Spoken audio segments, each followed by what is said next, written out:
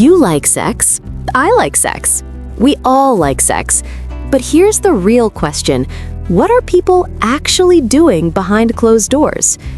For years, many of us have quietly wondered, am I normal? Do other people my age still experiment? Or is everyone else more adventurous than me? These questions don't just belong to the young. They follow us through every stage of life, even into our 60s, 70s, and beyond. Recently, a large study asked thousands of Americans about their private habits, from the most traditional activities to the ones that might make you raise an eyebrow. The results? Let's just say they reveal a far wider range of desires than you might expect. Some answers are comforting, others surprising, and a few might even make you laugh or blush. And here's what's fascinating. These aren't just numbers on a page. They tell a story about how humans seek connection, excitement, and intimacy in different ways. Whether it's the classic forms of lovemaking, solo exploration, or a few daring experiments that push boundaries, the truth is clear: there is no single normal. So in today's journey, we're going to explore the top activities Americans are into, not to judge, not to shock, but to understand. Along the way, I'll share reflections and stories that show how these private choices often mirror bigger themes: trust, curiosity, and the need for closeness. Stay with me, because some of these will sound familiar, others might challenge your assumptions, and number 8 on the list might completely change the way you think about desire. Part 1. Setting the stage. Curiosity, connection, and the hidden side of desire. We've all heard the cliches. Sex is for the young, passion fades with age, and experimentation is something reserved for wild 20-somethings. But here's the truth. Intimacy never stops evolving. Whether you're 25 or 75, desire doesn't retire. It simply changes shape. That's why this study is so fascinating. By asking thousands of Americans what they actually do behind closed doors, it doesn't just tell us about sex, it tells us about humanity. It shows us what people crave when they want comfort, what they try when curiosity whispers, and what they hide because they think, maybe I'm the only one. And yet, when we see the results, a different picture emerges. We're far more alike than we think. Across generations, across lifestyles, people keep circling back to the same themes: closeness, excitement, novelty, and sometimes the thrill of breaking a rule. Here's where it gets really interesting. Many of these activities are ordinary, some are playful, and a few are bolder than you might expect. But together, they paint a story not of what's normal or weird, but of how deeply human we are in our search for connection. So before I reveal the first item on the list, let's pause and think. What drives desire? Is it biology? Is it culture? Is it the need to feel wanted, even decades into a marriage? Perhaps it's all of those things. And maybe that's why seeing these results feels comforting. They remind us that desire is not a sign of immaturity or recklessness, it's a sign that we're alive. Now, let's begin the journey. We'll start at the most expected place, the foundation of most people's sex lives, and then, step by step, move toward the acts that surprise, excite, and sometimes shock. Trust me, by the time we reach number 8, you'll see intimacy in a whole new light. Part 2. The foundation. Vaginal intercourse. If we're going to explore America's sexual habits, it makes sense to start at the foundation. The survey revealed what most of us already guessed. Vaginal intercourse remains the most common sexual activity. Nearly 9 in 10 men and women reported engaging in it. But here's where I want to pause, because statistics can make this sound routine, almost boring. Of course, people have vaginal sex, but is it really that simple? Not quite. For many couples, vaginal intercourse carries a deeper symbolism. It's the act society labels as real sex. It's what health class taught us, what movies implied, and what many of us first experienced when stepping into adult intimacy. Yet, over time, routine can set in. What was once thrilling can become automatic. I remember an older friend confiding, "We had intercourse for years, but somewhere along the way, it became something we did out of habit, not desire. It wasn't bad, but it wasn't alive either." That struck me. How many people continue with intercourse simply because it feels like the box they're supposed to tick? Here's the surprising truth. What makes vaginal sex fulfilling isn't the act itself, but the context, the quality of touch, the mood leading up to it, the way partners communicate about what they want. These are what bring it to life. Without them, it risks feeling mechanical. Now, imagine a couple married for 40 years. They've built routines, shared decades of daily life. For them, intercourse might seem predictable. But then, one evening, instead of rushing through the usual, they pause. They light a candle, share a glass of wine, and actually talk about what they miss in their connection. That small shift transforms the same act into something new, tender, and even adventurous. And let's not forget biology. For many older adults, physical changes, from hormonal shifts to changes in lubrication or erectile function, mean that intercourse requires adaptation. This isn't failure, it's simply evolution. With patience, lube, flexibility in positions, and communication, vaginal sex remains not just possible, but deeply satisfying well into later years. So what's the lesson here? Common doesn't mean ordinary. Vaginal intercourse may be the most frequent activity, but its real magic lies in how you approach it. With intention, playfulness, and care, it can continue to be a source of connection, not just routine. Part 3. Solo pleasure. Masturbation. If vaginal intercourse is the foundation, then masturbation is the hidden pillar of sexual life. According to the survey, more than 80% of men and women admit they've done it at least once. In just the last month alone, about 2/3 of men and nearly half of women said they touched themselves for pleasure. Now, let's pause here. Those numbers are striking not because masturbation is rare, but because it's often treated as if it should be rare or shameful, especially for older adults. How many of us grew up hearing the myths, "It'll ruin your body. It's only for people who can't get a partner. Nice people don't do that." Yet the truth is simple. Masturbation is one of the most natural ways to connect with your own body. It's exploration, stress relief, and even a form of self-care. In fact, many therapists encourage it as a way to maintain sexual health, discover preferences, and build confidence in communicating those desires to a partner. But here's where it gets personal. I once knew a woman in her late 60s who admitted she had never touched herself until after her husband passed away. For decades, she thought it was improper. When she finally tried, she laughed not out of embarrassment, but out of wonder. "I didn't know my body could still respond like that," she said.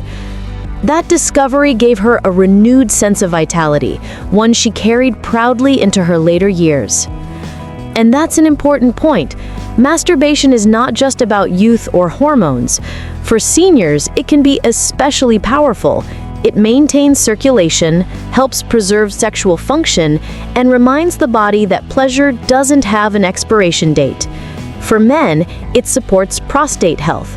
For women, it can help with vaginal elasticity and comfort. Of course, like any habit, balance matters. Some people worry, is too much a problem?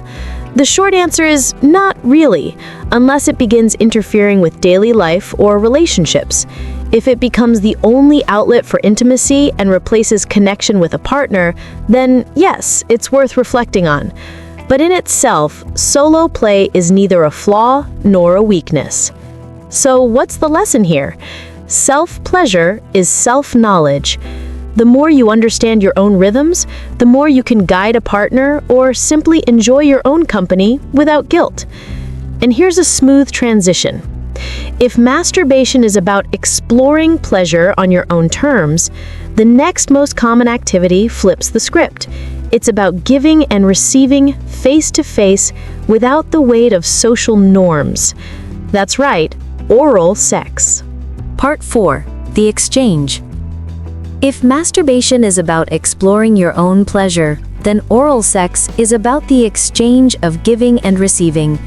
And according to the survey, more than 80% of both men and women have experienced it. That's not a fringe behavior, it's mainstream. But here's the thing, just because it's common doesn't mean it's simple. Oral sex carries with it a whole range of emotions: intimacy, vulnerability, performance anxiety, even questions of safety. Unlike intercourse, which society presents as the standard, oral sex feels more personal to many people. It's face-to-face, skin-to-skin, raw and unfiltered. And that's precisely why it can be so powerful. For some, it's about deep trust. Letting someone that close requires comfort. For others, it's playful experimentation. For couples who've been together a long time, oral sex often becomes the spice that breaks routine. I'll never forget a story from a couple in their 70s who laughed about this very point. The husband said, "When we were younger, oral sex was almost taboo, something you didn't talk about. Now, it's one of the most intimate ways we connect." His wife nodded, adding, "It feels less about the act and more about the care he shows me." Their story shows how what once felt forbidden can, over time, become cherished. Of course, there is a practical side too. Oral sex can carry risks of sexually transmitted infections, though often overlooked. That doesn't mean fear should block intimacy, but awareness matters. Condoms or dental dams may not sound romantic, but safety is part of caring for your partner, especially if trust hasn't yet been established. Here's where communication enters the spotlight. People often assume everyone knows how to do this, but that's not true. Preferences vary: soft or firm, slow or quick, brief or prolonged. The best way to learn? Talk, ask, encourage, adjust. So what's the takeaway? Oral sex isn't just about pleasure, it's about trust and communication. It thrives when couples see it not as a routine obligation, but as a chance to explore and listen to each other's desires. And that brings us to the next chapter. Not about giving or receiving with a partner, but about what happens when people turn to screens, to watch, to imagine, to fantasize. That's right, pornography. Part 5. Screens, fantasies, and the world of pornography. After trust and touch, the next activity takes us into a very different territory: the screen. The survey showed that over 80% of men and about 60% of women admitted to watching pornography at some point. That makes it one of the most widespread sexual activities, even if many people hesitate to admit it. Now, here's where things get complicated. Pornography is a lightning rod for debate. Some see it as harmless fun, a way to spice up the imagination. Others view it as dangerous, unrealistic, or even addictive. The truth lies somewhere in between. Porn can expand horizons. It offers people a glimpse into fantasies they might never dare try in real life. For some couples, watching together becomes foreplay, a way to spark conversations about what excites them. For singles, it can provide comfort, stimulation, or even education about what's possible. But here's the caution. Pornography is also a performance. The bodies are curated, the scenarios exaggerated, and the scripts designed for drama, not reality. If we mistake porn for a guidebook, disappointment is almost guaranteed. A partner may not moan like an actor or contort like a gymnast, And that doesn't make the intimacy any less valuable. I once had a conversation with a man in his late 50s who confessed that, for years, he felt inadequate because his real-life encounters didn't look like what he saw on screen. Only later did he realize that porn wasn't a measuring stick, it was theater. Once he let go of that expectation, his sex life improved dramatically. And this raises an important point for older adults. As bodies change, as stamina shifts, porn can sometimes create unnecessary pressure. But when viewed with the playful mindset, as entertainment rather than instruction, it can still be a useful tool. So what's the takeaway? Pornography isn't the enemy, but it isn't the teacher either. Use it for curiosity, imagination, maybe even laughter. But let real intimacy be shaped by trust and communication, not by scripted fantasy. And speaking of fantasy, the next activity brings us back to something far more tangible. No screens, no actors, no scripts. Just you, your partner, and the clothing you choose to reveal or hide. That's right, lingerie and sexy underwear. Part 6. The power of lingerie and underwear. From screens and fantasies, we return to something very physical, very personal, the clothes we wear, or sometimes the ones we choose to remove. The survey showed that about 75% of women and even 26% of men reported wearing lingerie or special underwear to turn on a partner. Now, why does something as simple as fabric matter so much? Because lingerie is not just clothing, it's communication. It whispers a message before a single touch even happens. I'm thinking about you. I want you to see me in this way. That act of intention, that small gesture of surprise, can be more exciting than the most elaborate fantasy. I remember speaking to a couple married for over 30 years. The wife admitted that when she slipped on a silk camise one evening, something she hadn't done in years, her husband's reaction was priceless. His eyes lit up, and suddenly, their evening felt brand new. It wasn't the fabric, she laughed. It was the spark it reignited. Men aren't entirely absent from this game either. A cheeky pair of boxers, a playful brief, or even just choosing something intentionally flattering can signal the same message: desire, effort, anticipation. Sometimes it's less about how the person looks and more about the fact that they tried to create a moment. And here's the beautiful part for older adults. Lingerie isn't about age. It's about attitude. Confidence is far sexier than perfection. A body wrapped in lace, satin, or even just a favorite t-shirt can carry energy that says, I'm still alive. I still desire. I still want to play. The lesson here? Erotic energy often lives in the details. You don't need a grand gesture. Sometimes, a piece of fabric and a knowing smile can open the door to an evening you'll never forget. And speaking of fabric and images, let's move to something that lives in the digital age, when intimacy is not only about what you wear in person, but also what you're willing to share through a phone screen. That's right, sending and receiving nudes. Part 7. The digital risk: sending and receiving nudes. In earlier generations, intimacy lived mostly in private rooms and handwritten letters. But today, intimacy often travels through a screen. According to the survey, about 65% of men and 54% of women admitted they've either sent or received nude or semi-nude photos. That's more than half of all adults, a clear sign that digital desire has become mainstream. But here's the catch. While technology makes sharing easier, it also makes the risks greater. Once an image leaves your phone, it's no longer fully under your control. It can be saved, shared, or even leaked without your consent.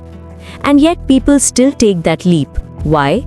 Because for many, sending a photo is an act of trust, vulnerability, and excitement. I remember a widow in her 60s who told me almost shyly that she had sent her very first spicy selfie to a man she was dating online. I felt silly, she admitted, but also powerful. For the first time in years, I saw myself as desirable again. That one photo helped her rebuild confidence after a long season of grief. But there's another side. A man in his 40s once confided that he regretted sending a nude to someone he barely knew, only to find it resurfacing years later. The experience taught him the hard truth: once it's out, it's out. So how should we think about this? The answer is balance. Digital intimacy can be fun, playful, and affirming, but it should be rooted in trust and caution. Disappearing messages, private apps, and above all, clear consent can make the difference between excitement and regret. The lesson here is simple. Your body deserves respect, both online and offline. If you choose to share, do it with someone you trust and do it with intention. Because at the end of the day, a photo isn't just pixels, it's a piece of your story. And while photos capture images, sometimes words hold even more power. Which brings us to the next surprising activity, reading erotic stories. Part 8. The Power of Words. Erotic Stories. Not everyone turns to images or videos when they want to spark desire. For some, words are far more powerful.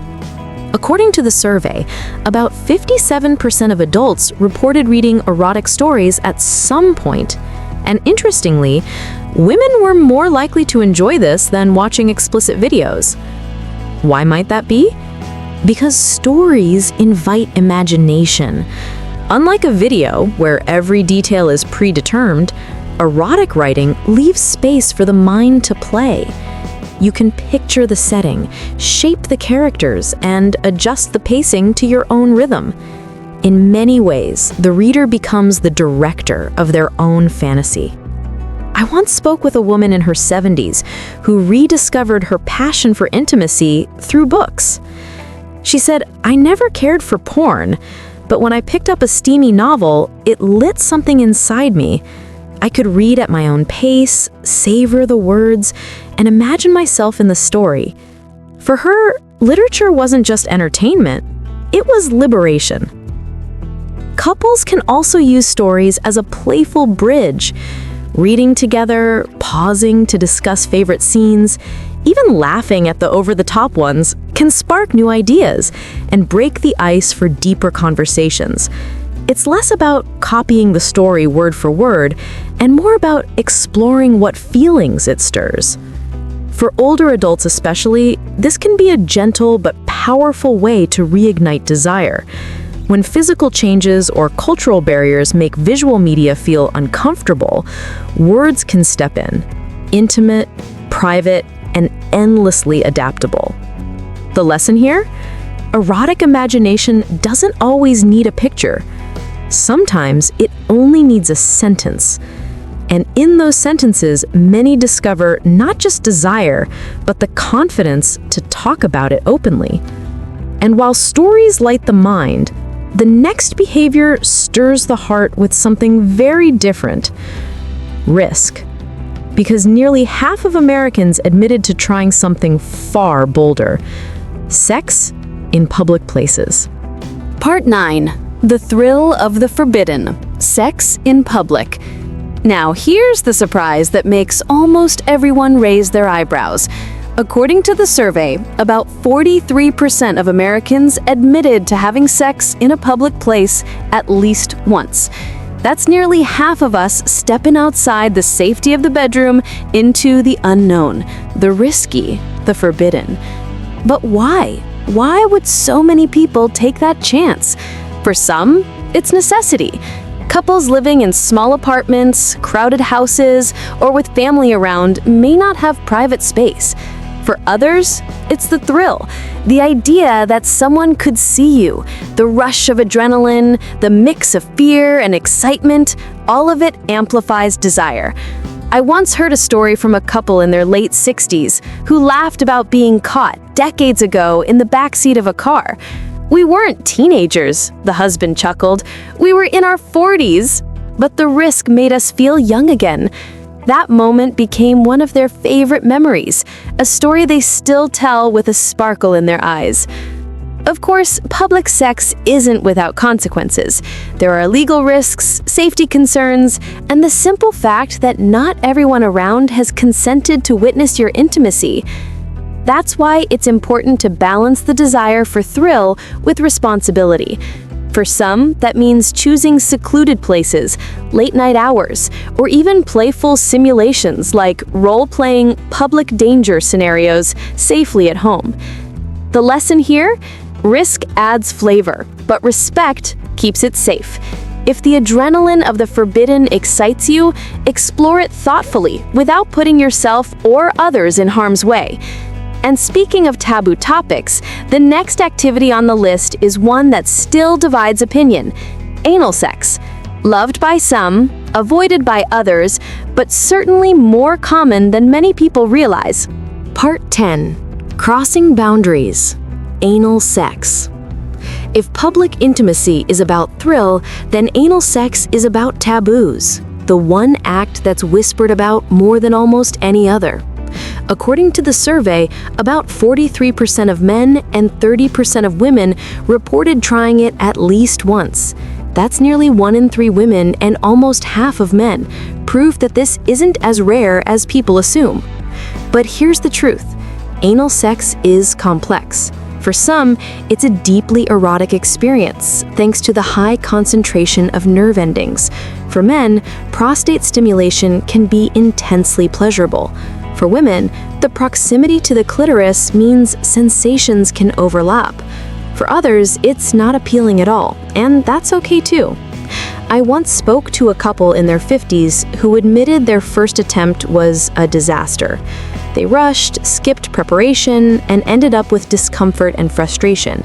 But instead of abandoning it forever, they educated themselves, bought proper lubricant, slowed down, communicated openly, and tried again weeks later. This time, the experience was completely different: gentle, explorative, even enjoyable. The husband later said, "It taught us more about trust than the act itself." And that's the key: trust and patience. Anal sex, more than most activities, requires preparation. Lubrication, relaxation, communication, and gradual exploration aren't optional. They're essential. Without them, what could be pleasurable can quickly become painful. For older adults, this can be even more sensitive. Changes in muscle tone, comfort levels, or physical flexibility may require more care. But none of that makes it impossible. It simply means going slow, being intentional, and respecting limits. The takeaway? Anal sex isn't about shock value. It's about choice. If curiosity draws you there, explore with care. If it doesn't appeal, that's perfectly fine. What matters most is that the decision comes from trust, mutual desire, and full consent. And speaking of exploring boundaries, the next activity is one that mixes pleasure with just a hint of pain. It's not as extreme as some might imagine, but it's more common than you'd think. Spanking. Part 11. The Sting and the Spark. Spanking. From the quiet patience of anal sex, we move to something more playful, something that blends pain with pleasure. Spanking. The survey showed that about 30% of adults have tried it at least once, either giving or receiving. That's nearly 1 in 3 people, which means this isn't as niche as some might assume. But why would anyone enjoy being spanked or doing the spanking? The answer lies in how our brains process sensation. Pain and pleasure share overlapping pathways. A sharp sting on the skin can heighten arousal by flooding the body with adrenaline and endorphins, especially when it's wrapped in trust and anticipation. For some, spanking is lighthearted, a playful slap, a tease during intimacy. For others, it can become part of a more elaborate dynamic, linking to power, submission, or role play. The beauty is that it doesn't need to be extreme to be effective. A gentle cap, combined with eye contact or a whisper, can be just as electrifying as anything you might see in a movie. I once spoke with a couple in their 60s who tried spanking later in life almost as a joke. We were laughing about 50 Shades of Grey, the wife recalled, and suddenly he gave me a playful smack. At first I giggled, but then I realized I actually liked it. What started as humor became a new form of connection, one that deepened their trust. Of course, consent is everything here. Spanking should never come as a surprise or without discussion. Even within a committed relationship, it's important to talk openly. Do you want to try it? How hard is okay? Should we use a safe word? These conversations transform the act from risky to safe, from silly to serious, depending on what both partners want. And that's the key lesson. Spanking is not about pain, it's about play. It works only when both people feel safe, respected, and willing to experiment. Now, while spanking marks the end of the official top 10, the survey also revealed some fascinating bonus behaviors: role-playing, light bondage, threesomes, and even group encounters. These may be less common, but they remind us of just how broad human desire can be. Part 12. Beyond the top 10. Bonus behaviors. The official top 10 list already shows us how wide-ranging human intimacy can be. But the survey didn't stop there. It also uncovered a few bonus rounds activities that may not be as common, but are still far from rare. Role-playing and light kink.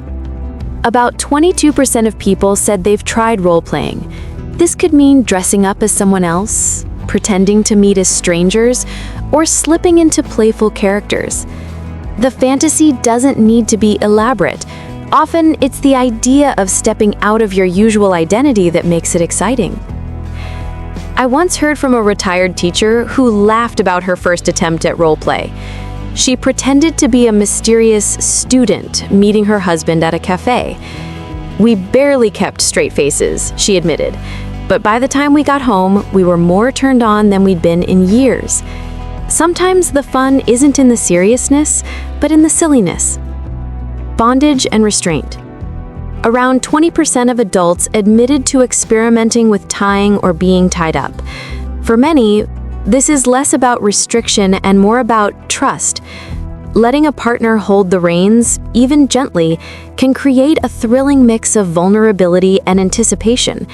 But like spanking, it only works with clear consent, agreed limits, and safety at the center.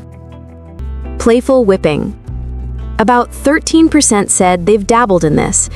Again, it's not about pain for pain's sake, it's about sensation, rhythm, and the way a sharp flick can make the skin more alive to touch. Threesomes and group encounters. This is where the numbers dip, but not to zero. Around 18% of men and 10% of women admitted to having a threesome at least once. Less than 8% said they'd tried group sex, sex parties, or BDSM events. While rarer, these numbers still remind us what might feel extreme to one person can be a normal curiosity for another. For many, these experiences aren't about replacing their partner. They're about exploring curiosity, novelty, and pushing boundaries. But they also require even more communication, trust, and clear boundaries than typical one-on-one encounters. What all of this tells us: looking at the entire spectrum, from vaginal sex to spanking, from erotic novels to threesomes, one lesson stands out. There is no single definition of normal. Desire is as varied as the people who feel it. Some crave routine, others crave novelty. Some find fulfillment in quiet affection, others in playful experimentation. What matters most isn't whether you've tried these activities, it's whether you and your partner feel safe, respected, and connected.